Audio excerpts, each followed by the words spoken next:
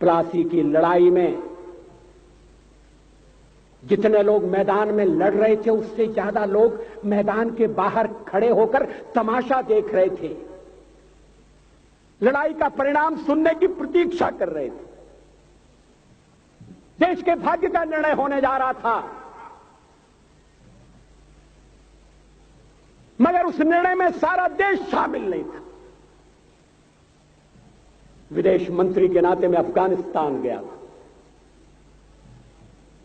आपको सुनकर ताज्जुब होगा, अफगानिस्तान के अपने मेजबानों से मैंने कहा मैं गजनी जाना चाहता हूं, गजनी। पहले वो मेरी बात उनकी समझ में नहीं आई, कहने लगे गजनी तो कोई टूरिस्ट स्पॉट नहीं है, गजनी में कोई 5 स्टार होटल नहीं है, गजनी में आप जाकर क्या करेंगे, गजनी में आप जाकर क्या देखेंगे। मैं उन्हें पूरी बात नहीं बता सकता था। मेरे हृदय में कहीं गजनी कांटे की तरह से चुभ रहा है। जब से मैंने गजनी से आए एक लुटेरे की कथा पढ़ी है और किशोरावस्था में पढ़ी है, मैं देखना चाहता था वो गजनी कैसा है। आपको सुनकर ताज्जुब होगा, महमूद गजनी का अफगानिस्तान के इतिहास में कोई स्थान नहीं है।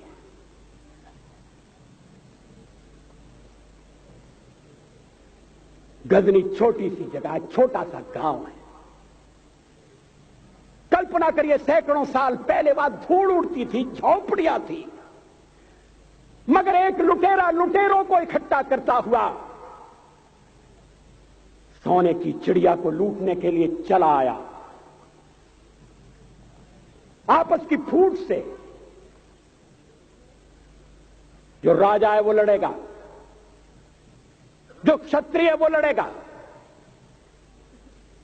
हमने समाज के बहुत बड़े वर्ग को लड़ने के अधिकार से वंचित कर दिया। हमने उन्हें हथियार नहीं उठाने दिए। मार्शल नॉन मार्शल के आधार पर हमने समाज को बांट दिया। वो लुटेरा सोमनाथ के मंदिर तक चला गया। पुजारी देखते रहे। मंदिर की पूजा भक्तों को करना पड़ती है। मंदिर तो एक प्रेरणा का केंद्र है। मैं देशपांडे जी की तरह से नास्तिक नहीं हूं, मगर उनकी नास्तिकता में भी जो आस्तिकता है मैं उसका आदर करता हूं, उसका सम्मान करता हूं। वो जिस आत्मविश्वास से नास्तिक होने की बात कहते हैं, तो मैं उनसे कहना चाहता हूं वो सचमुच में नास्तिक नहीं है। जिसकी आस्तिकता है, जिसका विश्वास है, वो नास्तिक कैसे हो सकता है? विश्वास किसमें है ये बड़ी बात नहीं है, विश्वास है या नहीं।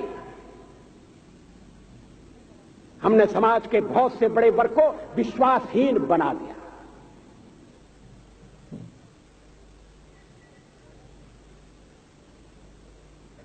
लोगों ने हथियार नहीं उठाए, वेद पढ़ने के दरवाजे बंद कर दिए।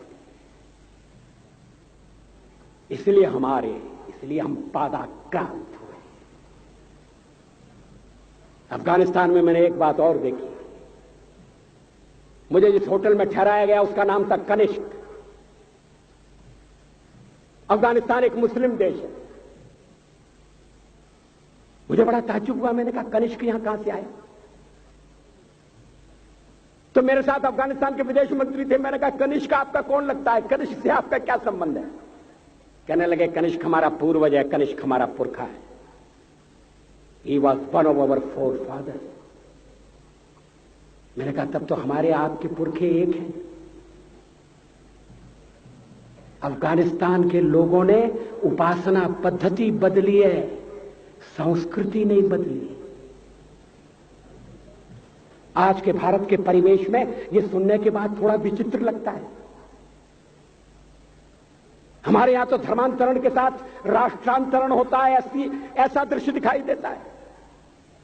पड़ोसी देशों में ऐसा नहीं हुआ। अभी राम जन्मभूमि का मामला चल रहा है। एक विदेशी आए, कहने लगे राम जन्मभूमि का क्या झगड़ा है।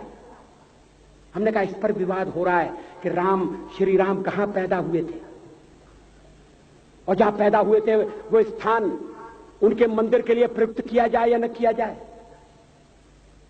वो इंडोनेशिया से आए थे, वो मुसलमान है। कहने लगे हम तो समझते थे कि राम के लिए सारे भारत में आदर होगा, सम्मान होगा। हमने कहा ये आपने कैसे समझा।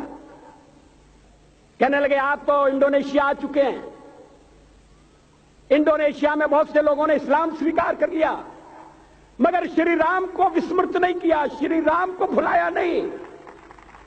इंडोनेशिया के बाली द्वीप में 1 महीने रामायण की लीला होती है। मैं उस समारोह में जा चुका हूं। उस समय भी विदेश मंत्री मेरे पास बैठे थे। मैंने कहा ये रामायण ये क्या हो रहा है। मैंने कहा एक्सीलेंसी ये मंच पर क्या हो रहा है। कहने लगे एक्सीलेंसी आपको पता होना चाहिए। हमने कहा मुझे तो पता है मगर मैं जानना चाहता हूं। कहने लगे ये रामायण है, ये राम है, ये लक्ष्मण है, ये सीता है। हमने कहा इनसे आपका क्या संबंध है, आप तो मुसलमान हैं। कहने लगे हमारा संबंध बहुत पुराना है, हमारा तब का संबंध है जब हम मुसलमान नहीं हुए थे। थाईलैंड की राजधानी अयोध्या कही जाती है। थाईलैंड के राजा को आज भी राम कहा जाता है। सावरकर जी ने हिंदू राष्ट्र की बात की, हिम्मत के साथ। बुनियादी तौर पर भारत हिंदू राष्ट्र है,